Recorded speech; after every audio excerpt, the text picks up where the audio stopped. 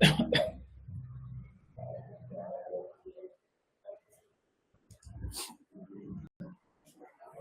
Morning students.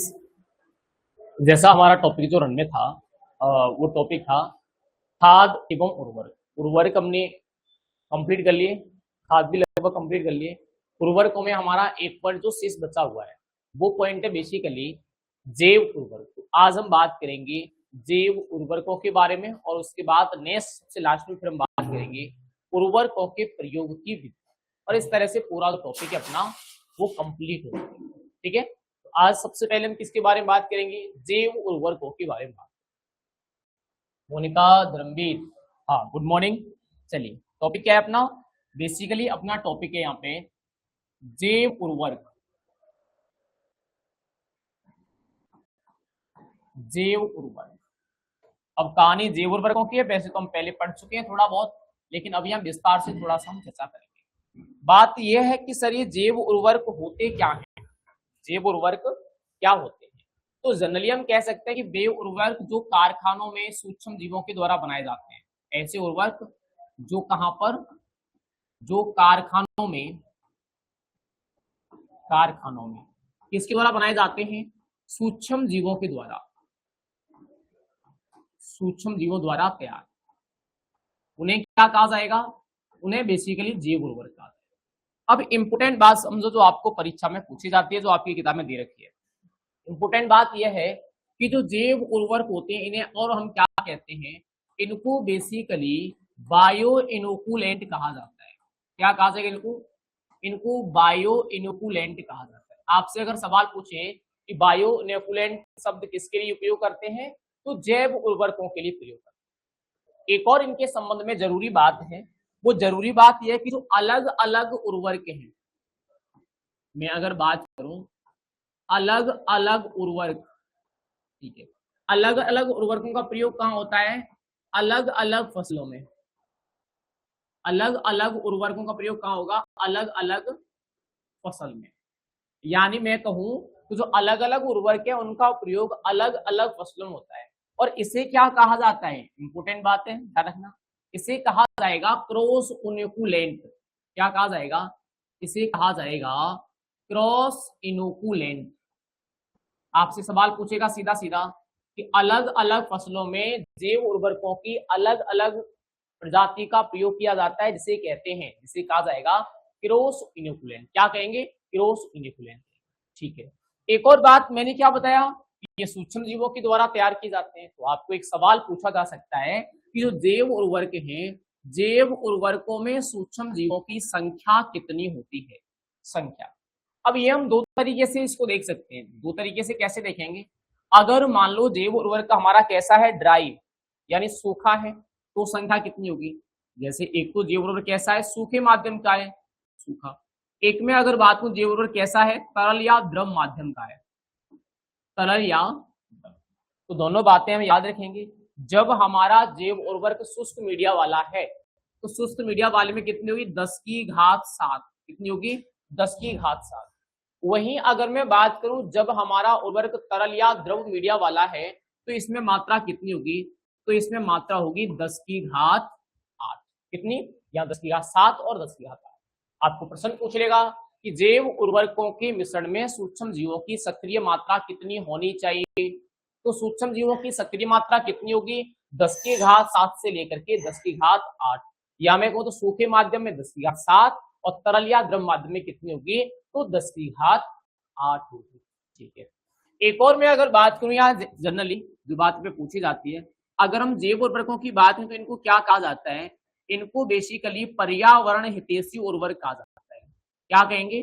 पर्यावरण हितैषी उर्वरक। सर इनको पर्यावरण हितैषी उर्वरक क्यों कहते हैं? क्योंकि ये उर्वरक क्या करते हैं? पर्यावरण की सुरक्षा करते हैं, पर्यावरण को हानि नहीं पहुंचाते, इसलिए इनको पर्यावरण हितैषी उर्वरक कहा जाता है। ठीक है, एक सवाल में ये पूछा जाएगा कि जब हम जैव उर्वरकों का प्रयोग करते हैं तो इससे उपज में कितनी वृद्धि होती है? उपज में वृद्धि कितनी आंकी गई है? तो फिर हम ये बात भी याद रखेंगे, इनके द्वारा उपज में 20 से लेकर के 40% की वृद्धि होती है। जैव उर्वरकों का उपयोग करने से उपज में कितनी वृद्धि होगी? तो 20 से लेकर के 40% की वृद्धि। ठीक है, थोड़ा सा हम और आगे चलेंगे, नेक्स्ट और भी हमें सवाल आते हैं। नेक्स्ट अगर मैं अगले पॉइंट की बात करूं, आगे हमें और कैसे प्रश्न पूछेगा कि जो जैव उर्वरक हैं इनका प्रभाव मृदा की कौन सी अवस्था पर होता है। अब सोचो ये जैव उर्वरक हैं तो इनका प्रभाव मृदा की जैविक अवस्था पर होगा, नहीं, इनका प्रभाव मृदा की भौतिक, रासायनिक और जैविक तीनों ही अवस्थाओं पर होता है। तो हम कह सकते हैं कि जो जैव उर्वरक होते हैं इनका जो प्रभाव है, इनका जो प्रभाव है वो मृदा की भौतिक, रासायनिक, रासायनिक एवं जैविक अवस्था पर होता है, एवं किस पर होगा, जैविक अवस्था पर। अब एक थोड़ी सी चीज यहां समझ लो, भौतिक अवस्था की बात करूं तो क्या होता है, मृदा की भौतिक दशा का सुधार होता है, मृदा संरचना का सुधार होता है, मृदा की जल धारण क्षमता बढ़ती है, ठीक है। रासायनिक में मृदा का पीएच नियंत्रित होता है, मृदा में पोषक तत्वों की आपूर्ति होती है। ये जैविक में मृदा में सूक्ष्म जीव सक्रिय हो जाते हैं, सूक्ष्म जीवों की सक्रियता में वृद्धि होती है। ये क्या हो गया, जैविक प्रभाव हो गया। डायरेक्टली हम कहेंगे कि तीनों अवस्थाओं पर प्रभाव होगा, भौतिक, रासायनिक और जैविक। क्लियर। थोड़ा सा हम और आगे चलेंगे नेक्स्ट अगली पॉइंट पर। आगे में सवाल क्या पूछेगा, नेक्स्ट में सवाल पूछा जाएगा कि सर ये जो जैव उर्वरक है इनका उपयोग जो किया जाता है वो किस तरह से किया जाता है, इनके प्रयोग कैसे करते हैं। अगर हम इनके प्रयोग की बात करें तो जैव उर्वरकों के प्रयोग की काफी सारी विधियां हैं, ध्यान देना इंपॉर्टेंट है। अब हम जैव उर्वरक की बात करें, उर्वरक की नहीं बात कर रहे, उर्वरक के प्रयोग की विधियां तो अभी हम पढ़ेंगे। ये किसकी है, ये जैव उर्वरकों के प्रयोग की विधियां है। इनका उपयोग हम किस रूप में कर सकते हैं, इनका उपयोग एक तो हम बीजोपचार के रूप में कर सकते हैं, बीजोपचार जैसे राइजोबियम है, ठीक है। एक इनका उपयोग किस रूप में कर सकते हैं, जड़ोपचार के रूप में कर सकते हैं, जड़ोपचार। एक इनका उपयोग किस रूप में कर सकते हैं हम, कंदोपचार के रूप में कर सकते हैं। बीजोपचार है, जड़ोपचार है, कंदोपचार है, ठीक है। इस रूप में हम क्या करेंगे, इनका उपयोग करेंगे, ठीक है।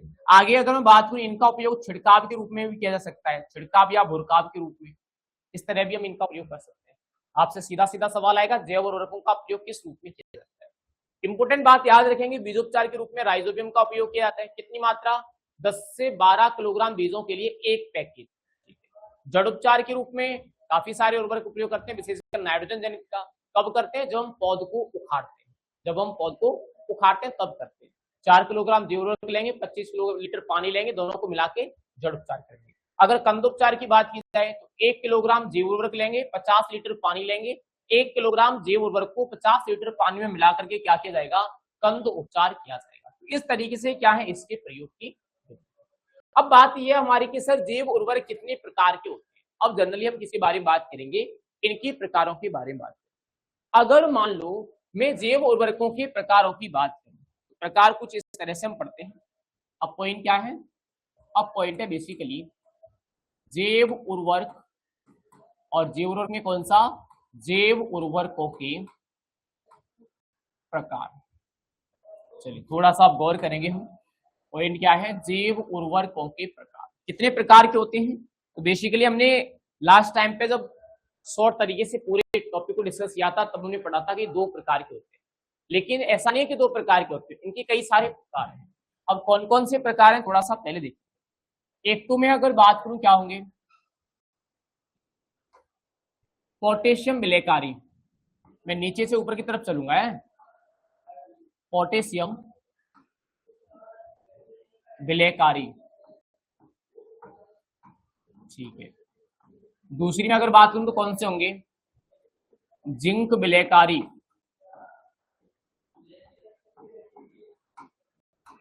जिंक विलेयकारी। तीसरी में अगर बात करूं कौन से होंगे, कंपोस्ट उत्प्रेरक। एग्जाम्पल आते हैं यहां से आपको, कंपोस्ट उत्प्रेरक, ठीक है। चौथी अगर मैं बात करूं तो कौन से होंगे, चौथी में अगर बात करूं जैसे फास्फोरस घोलक, फास्फोरस घोलक। अब फास्फोरस घोलक में ये 2 आते हैं हमारे पास में, एक तो अगर मैं बात करूं पीएसबी, और एक में अगर बात करूं तो माइकोराइजा, पीएसबी और माइकोराइजा, दोनों के बारे में बात करेंगे अभी हम विस्तार से, ठीक है। नेक्स्ट में अगर बात करूं, नेक्स्ट कौन से आते हैं, नेक्स्ट आते हैं बेसिकली नाइट्रोजन स्थिरीकारक, नाइट्रोजन स्त्री कारक, जो क्या करते हैं, नाइट्रोजन स्त्रीकरण का काम करते हैं। अब थोड़ा सा हम गौर करेंगे, ज्यादातर हमें क्या आते हैं, एग्जाम्पल आते हैं। सबसे पहला पॉइंट क्या है, पोटेशियम विलेयकारी। सर पोटेशियम विलेयकारी कौन से होते हैं, जो मृदा में पोटेशियम को घोलने का काम करते हैं। जैसे मैं अगर बात करूं फ्रेटूरिया, फ्रेटूरिया ओरेंटिया, ध्यान रखना एग्जाम्पल सबसे इंपोर्टेंट है। फ्रेटूरिया ओरेंटिया कैसा होता है सर, ये जिंक विलेयकारी नहीं होता, ये पोटेशियम विलेयकारी। जिंक विलेयकारी की अगर बात करूं, बेसिलस सुब्टिलस, बेसिलस सुब्टिलस, ठीक है। दूसरी में अगर बात करूं तो थायोबैसिलस, थायोबैसिलस, बेसिलस सुब्टिलस हो गया, थायोबैसिलस हो गया। कंपोस्ट की अगर बात करूं, एस्परजिलस, एस्परजिलस। और अगर मैं बात करूं ट्राइकोडर्मा, ट्राइकोडर्मा, ठीक है। ऐसे ही अब अगर हम बात करें इसकी पीएसबी और माइक्रोराइजा। पीएसबी क्या है, पीएसबी को बोला जाता है बेसिकली फास्फोरस घोलक जीवाणु, क्या बोला जाएगा, फास्फोरस घोलक जीवाणु, ठीक है। माइक्रोराइजा क्या है, माइक्रोराइजा बेसिकली पादप मूल, पादप मूल का मतलब पादप की जड़, पादप मूल प्लस कवक का सहजीवी है, प्लस कवक का सहजीवी।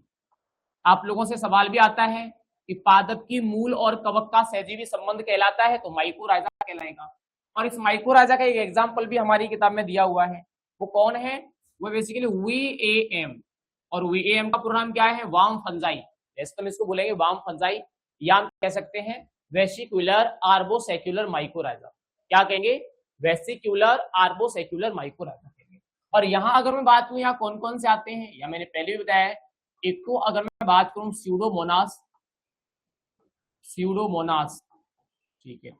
और दूसरी में अगर बात करूं यहाँ कौन सा आएगा, बेसिलस।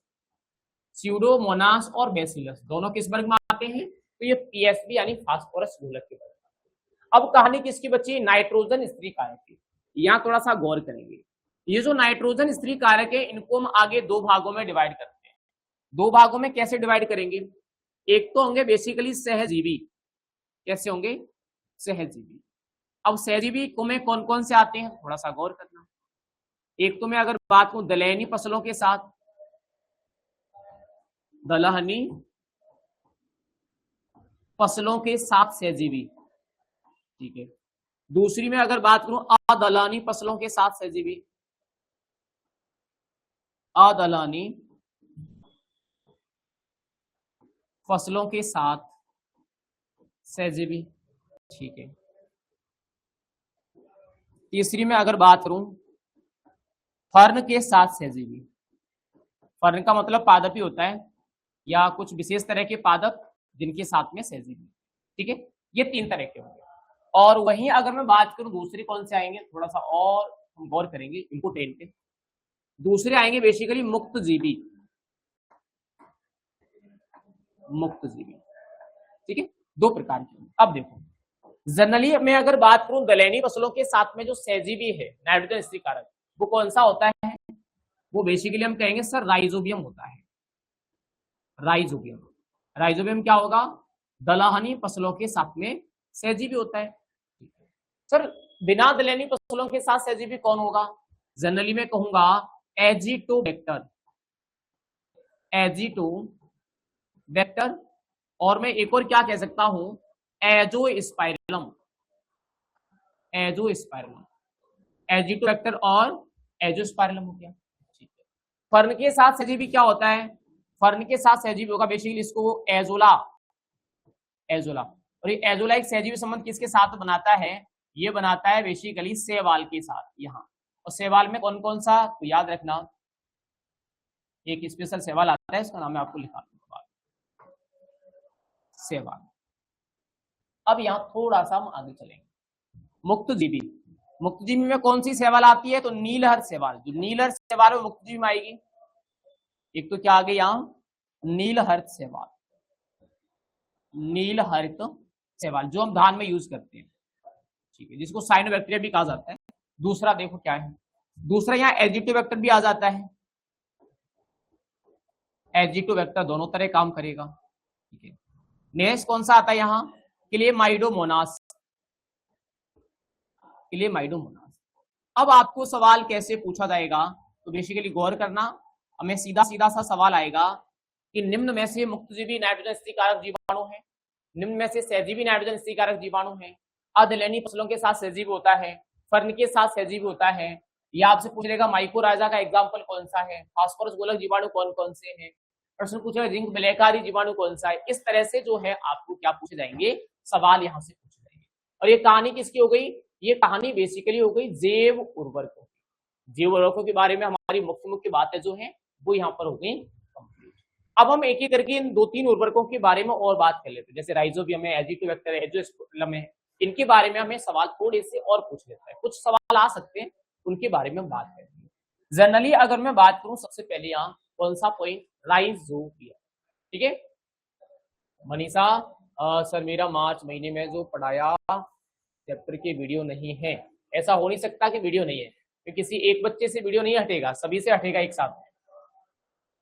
अब देखो नेक्स्ट क्या है, अब अपना पॉइंट है बेसिकली सबसे पहला राइजोबियम,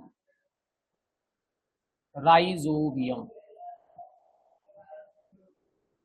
राइजोबियम। गौर करना थोड़ा सा, बस 2-3 इंपोर्टेंट बात करेंगे हम एग्जाम के पॉइंट ऑफ व्यू वाली। चलिए, पहली और इंपोर्टेंट बात क्या है राइजोबियम के संबंध में, ये किस कुल के अंतर्गत आता है, तो आप याद रखना राइजोबियम का जो कुल है वो कौन सा है, वो राइजोबिएसी है। कौन से कुल का जीवाणु है ये राइजोबिएसी कुल का जीवाणु है, राइजोबिएसी, ठीक है।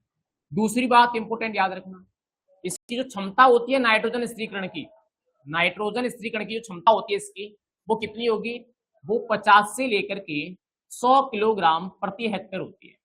ये कितनी नाइट्रोजन स्थिरीकरण करता है, तो 50 से लेकर के 100 किलोग्राम नाइट्रोजन स्थिरीकृत करने का काम करता है। कितनी हो गई, 50 से लेकर के 100 किलोग्राम हो गई, ठीक है।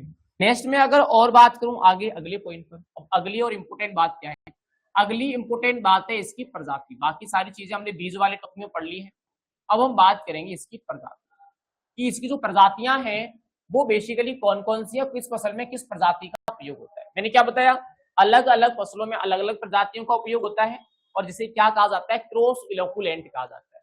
अब देखो जनरली में अगर बात करूं, एक प्रजाति आती है राइजोबियम जापोनिकम, जापोनिकम, अब राइजोबियम जापोनिकम का उपयोग किसमें होगा, सोयाबीन में, सोयाबीन। दूसरी में अगर बात दूसरी कौन सी आती है, राइजोबियम लोटी। अब राइजोबियम लोटी का प्रयोग कहाँ होता है, तो तिपतिया घास में, कहाँ होगा, तिपतिया घास में होगा, ठीक है। नेक्स्ट में अगर बात करूं राइजोबियम कॉलिनोडेंस, राइजोबियम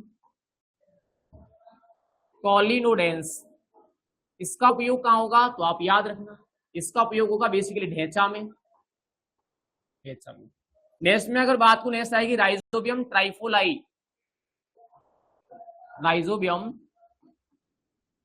ट्राइफोलाई, और राइजोबियम ट्राइफोलाई का उपयोग कहाँ होता है, इसका उपयोग होगा बेसिकली बरसीम में, ठीक है।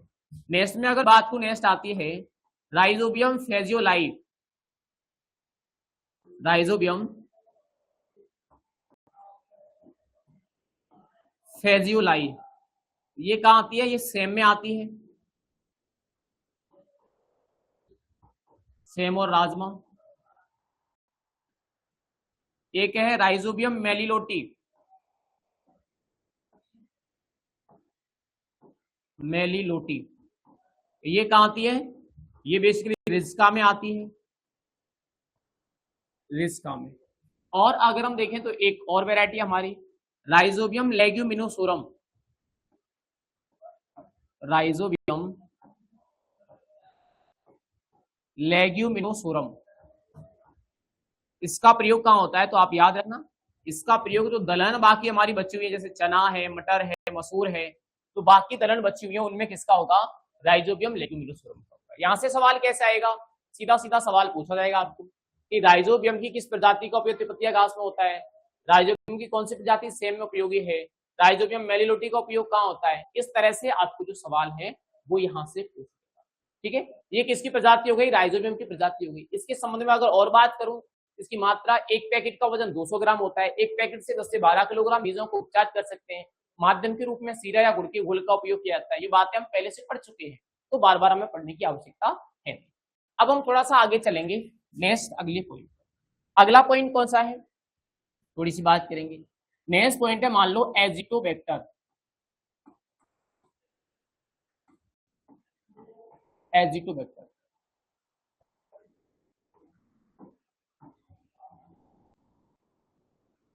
एजिटोबैक्टर, अब ये किस कुल का है, याद रखना, ये है एजिटोबैक्टेरिएसी। एजिटोबैक्टेरिएसी कुल का है। यानी अगर आपसे प्रश्न पूछ रहा है इसका कुल क्या है, तो इसका कुल कौन सा है, एजिटोबैक्टेरिएसी कुल है। ठीक है सर, बात यह है कि सर इसकी क्षमता कितनी होती है, इसकी क्षमता कितनी होती है। तो बाकी अब जितने भी हैं उनकी क्षमता कितनी होगी, बेसिकली मैं कहूँ तो 20 से लेकर के 30 किलोग्राम। अब जितने भी हैं उनकी कितनी होगी, 20 से 30 किलोग्राम या 20 से 40 किलोग्राम प्रति हेक्टेयर। कितनी, 20 से 30 या 20 से 40 किलोग्राम प्रति। इसकी मैं उपयोग की बात करूं, इंपोर्टेंट बात याद रखना, इसका उपयोग कहाँ होता है। जैसे मैं अगर कहूँ तो गेहूं है, मैं अगर कहूँ जौ है, मैं अगर कहूँ मक्का है।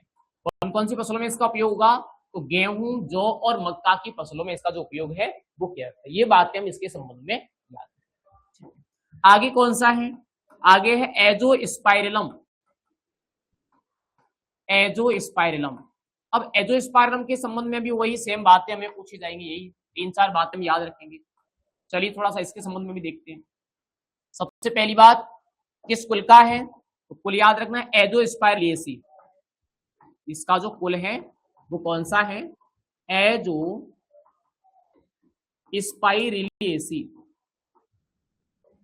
ये किस कुल में आता है, ये एजोस्पाइरिलिएसी कुल में आता है। ठीक है, दूसरी में अगर बात हो इसकी क्षमता कितनी, तो वही 20 से 30 क्षमता कितनी होगी, तो 20 से 30 या 20 से 40 किलोग्राम प्रति हेक्टेयर होगी। ठीक है, नेक्स्ट में अगर बात करूं कौन कौन सी फसलों में ये उपयोगी है, फसल हम जानते हैं पहले से, किस किस में। जैसे मैं अगर बात करूं ज्वार है, मैं अगर बात करूं बाजरा है, मैं अगर बात करूं तो गन्ना है।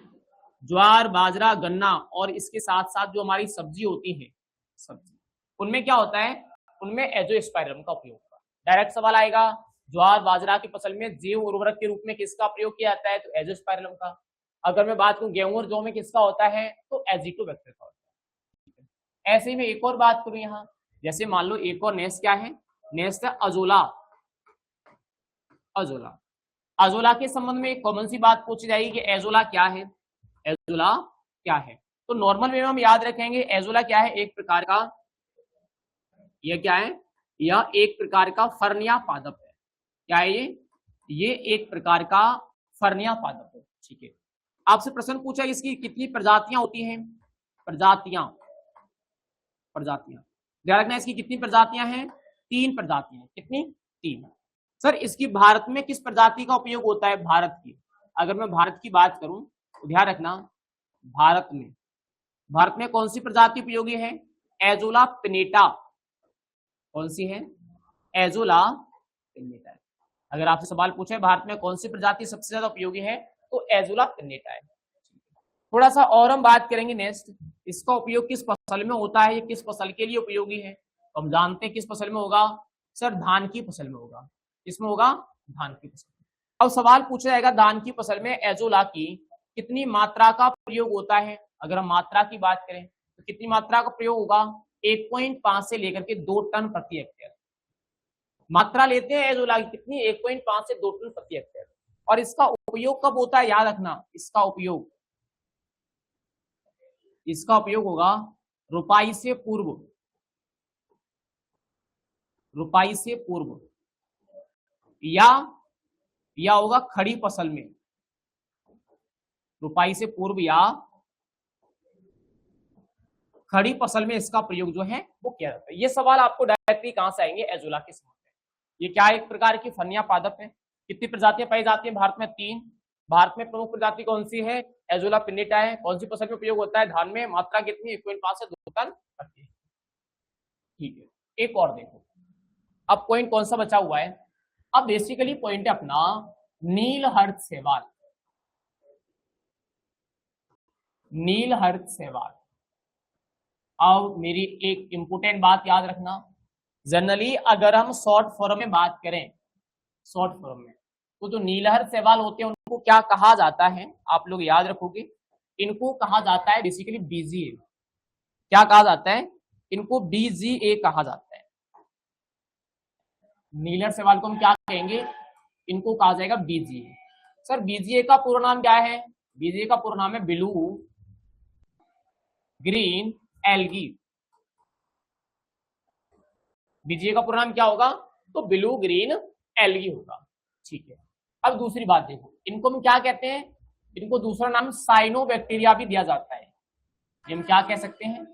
तो इन्हें बेसिकली साइनोबैक्टीरिया भी कहा जाता है। ब्लू ग्रीन एल्गी तो इनको कहते हैं, उसके साथ साथ इनको साइनोबैक्टीरिया भी कहा जाता है। ठीक है, थोड़ा सा और देखो, नेक्स्ट इंपोर्टेंट बात, इनकी अगर मैं क्षमता की बात करूं तो कितनी नाइट्रोजन स्वीकार करती है? वही 20 से लेकर के 30 किलोग्राम। कितनी? 20 से 30 किलोग्राम प्रति हेक्टेयर। लेकिन जब आप अपनी एग्रीकल्चर केमिस्ट्री देखोगे, ध्यान रखना मैं बता रहा हूं, जब आप एग्रीकल्चर केमिस्ट्री देखोगे तो आपको मिलेगा 10 से 53 किलोग्राम। कितना?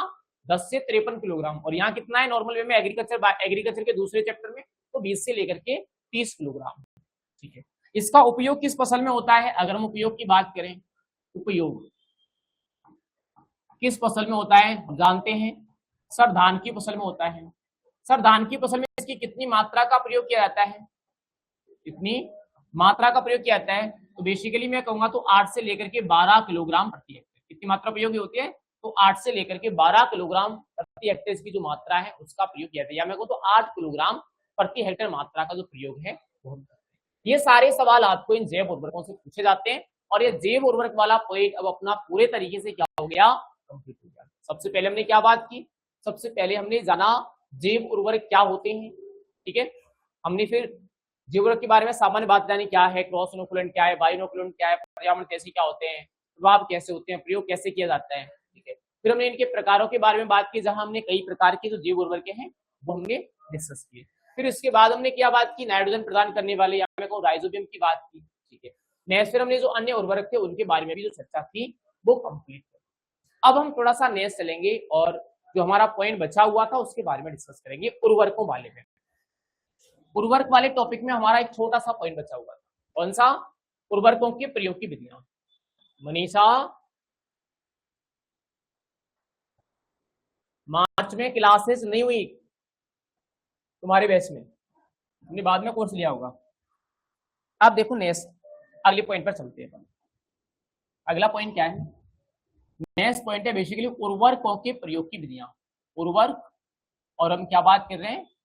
उर्वरकों के प्रयोग की बात करें कि जो उर्वरकों का प्रयोग है वो किस किस विधि के द्वारा किया जाता है। उर्वरकों के प्रयोग की विधियां। अब हमारा पॉइंट थोड़ा सा गौर करेंगे, इंपोर्टेंट है थोड़ा सा। उर्वरकों का प्रयोग कितनी तरह से कर सकते हैं? 2 तरह से। एक तो इनका प्रयोग किया जा सकता है ठोस रूप में, एक तो इनका प्रयोग हम किस रूप में करेंगे? ठोस रूप में। और ध्यान देना, ठोस रूप में उर्वरकों का प्रयोग जो है वो हम 3 तरह से करते हैं। एक तो क्या करेंगे हम? छिड़काव, या मैं कह सकता हूं ब्रॉडकास्टिंग। छिड़काव या ब्रॉडकास्टिंग। ठीक है, दूसरी में अगर बात करूं बेसल ड्रेसिंग। ठीक है, और तीसरी में अगर बात करूं तो कौन सा है? संस्थापन विधि। कितनी तरह से किया जा सकता है? 3 तरह से कर सकते हैं। वहीं अगर मैं बात करूं किस रूप में? द्रव रूप में। ठोस रूप में हो गया, ठोस रूप के बाद हम किस रूप में करेंगे? तो हम करेंगे द्रव रूप में। द्रव रूप में। अब द्रव रूप में जो उर्वरकों का प्रयोग है वो किस तरह किया जाएगा, थोड़ा सा गौर करेंगे। एक तो हम किस रूप में कर सकते हैं? फर्टिगेशन के रूप में। किस रूप में? फर्टिगेशन के रूप में। ठीक है, एक हम किस रूप में करेंगे? प्रारंभिक घोल।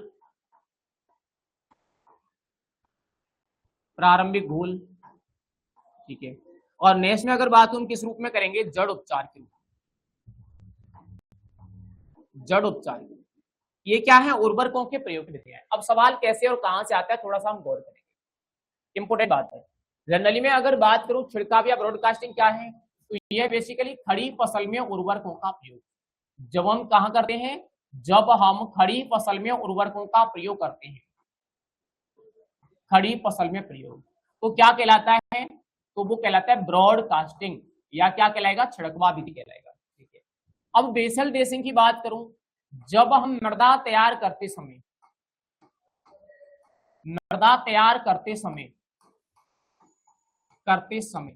या मैं अगर बात करूं तो बुवाई के समय उर्वरकों का प्रयोग करते हैं, बुवाई के समय, तब उसे क्या कहा जाता है, तब उसे कहा जाता है बेसिकली बेसल ड्रेसिंग। आपसे डायरेक्टली सवाल पूछा जाएगा कि मृदा तैयार करते समय या बुवाई करते समय उर्वरकों का प्रयोग क्या कहलाता है, तो बेसल ड्रेसिंग कहलाता है। संस्थापन क्या है, संस्थापन है जड़ों के पास नाली में उर्वरकों का प्रयोग, जड़ों के पास नाली में प्रयोग। जब हम जड़ों के पास में नाली बना के उर्वरकों का प्रयोग करते हैं तब उसे क्या कहा जाएगा, संस्थापन। सर ऐसी कौन सी फसल है, वो फसल है मक्का। ध्यान रखना, मक्का की फसल में उर्वरकों का प्रयोग संस्थापन विधि के द्वारा होता है। बाकी हमारी जितने भी फल वृक्ष हैं, जो बहुवर्षीय पादप हैं, बड़े पादप होते हैं, उनमें संस्थापन विधि के द्वारा होता है, ठीक है। हम कह सकते हैं कि जड़ों के पास नाली में उर्वरकों का प्रयोग संस्थापन विधि के द्वारा किया जाएगा, ठीक है। अब फर्टिगेशन क्या है, हम सब जानते हैं। फर्टिगेशन क्या होगा, जनरली हम कह सकते हैं सिंचाई जल के साथ उर्वरकों का प्रयोग। फर्टिगेशन क्या है, तो फर्टिगेशन बेसिकली सिंचाई जल के साथ प्रयोग। जब हम सिंचाई जल के साथ में उर्वरकों का प्रयोग करेंगे तो उसे फर्टिगेशन कहा जाएगा, नॉर्मल सी बात है, ठीक है। प्रारंभिक घोल क्या है, प्रारंभिक घोल तीनों उर्वरकों का मिश्रण होता है, N+P+A, NPK, तीनों का मिश्रण। और तीनों का अनुपात कितना होता है, 1:2:1। आपसे प्रश्न पूछा जाएगा कि प्रारंभिक उर्वरक घोल में एनपीके का अनुपात कितना, 1:2:1, ठीक है। जड़ उपचार किसके द्वारा करते हैं, तो नाइट्रोजन के द्वारा करते हैं। कितनी मात्रा, 1%।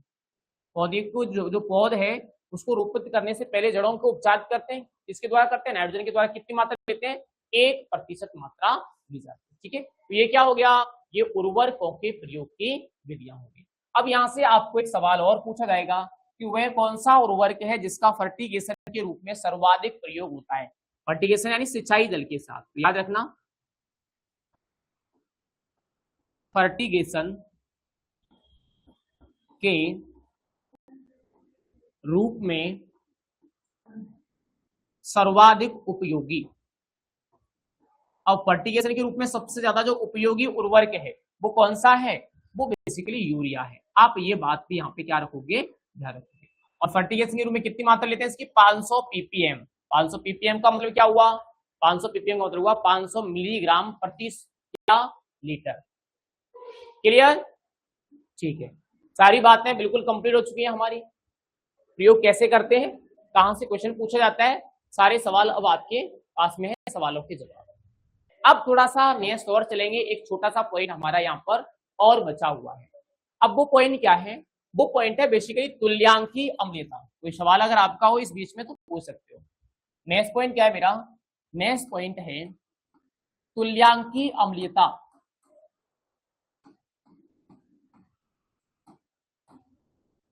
तुल्यांकी अम्लीयता, अब उर्वरकों के संबंध में ये सवाल भी आपको आता है। तुल्यांकी अम्लीयता का मतलब क्या है, जैसे मान लो कोई अम्लीय उर्वरक है और अम्लीय उर्वरक का हमने क्या किया, 100 किलोग्राम उपयोग किया। अब उस 100 किलोग्राम अम्लीय उर्वरक के कारण जो अम्लीयता पैदा हुई है उसको उदासीन करने के लिए चूना की जितनी मात्रा का प्रयोग किया जाएगा उसे हम क्या कहेंगे, उसे कहेंगे तुल्यांकी अम्लीयता। तो मैं सीधा सीधा क्या कहूंगा, जैसे मान लो हमने क्या किया, हमने किया 100 किलोग्राम अम्लीय उर्वरक का प्रयोग, इसका 100 किलोग्राम अम्लीय उर्वरक।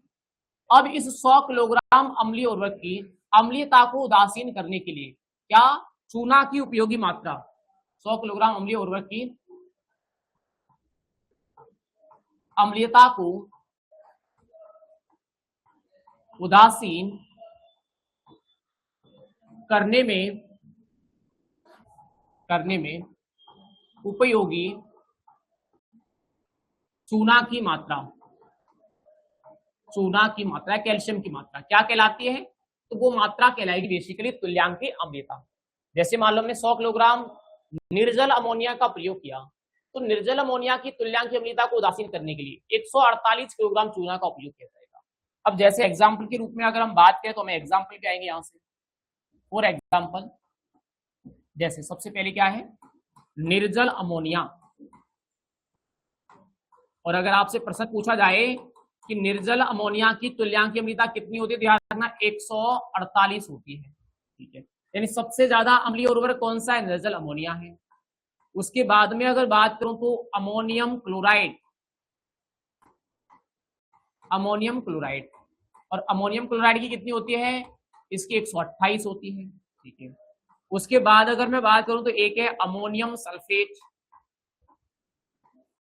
अमोनियम सल्फेट, इसकी कितनी होती है, इसकी 110 होती है। एक और में अगर बात करूं, एक आता है ammonium sulphate nitrate, ammonium sulphate nitrate, इसकी कितनी होती है, 93 होती है। एक और में अगर बात करूं तो यूरिया, और यूरिया की जो तुल्यांकी अम्लीयता होती है वो कितनी होगी, वो होगी बेसिकली 80। अब आप लोगों से सवाल अगर ये पूछे कि निम्न में से सर्वाधिक अम्लीय उर्वरक कौन सा है, तो सर्वाधिक अम्लीय कौन सा होगा, निर्जल अमोनिया।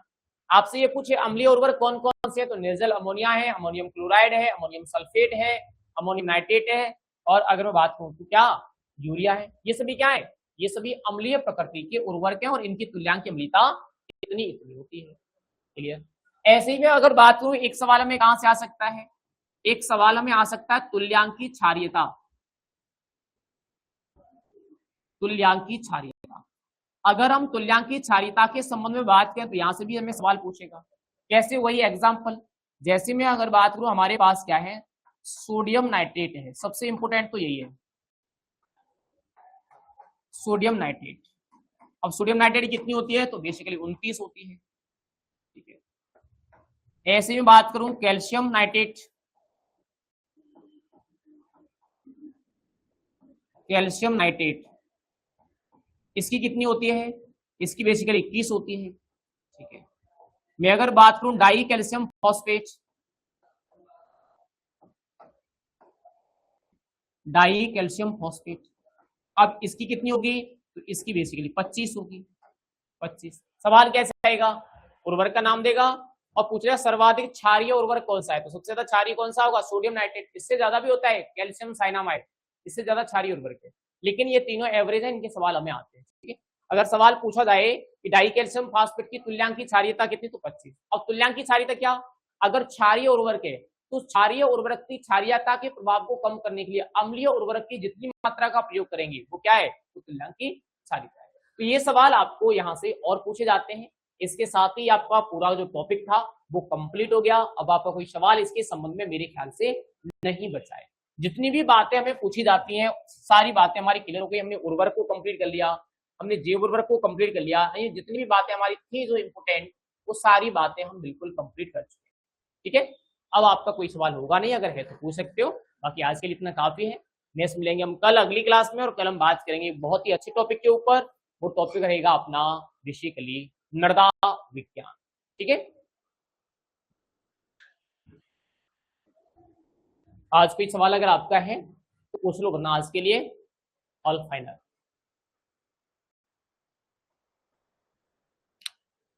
ठीक है भाई, चलो फिर, थैंक यू।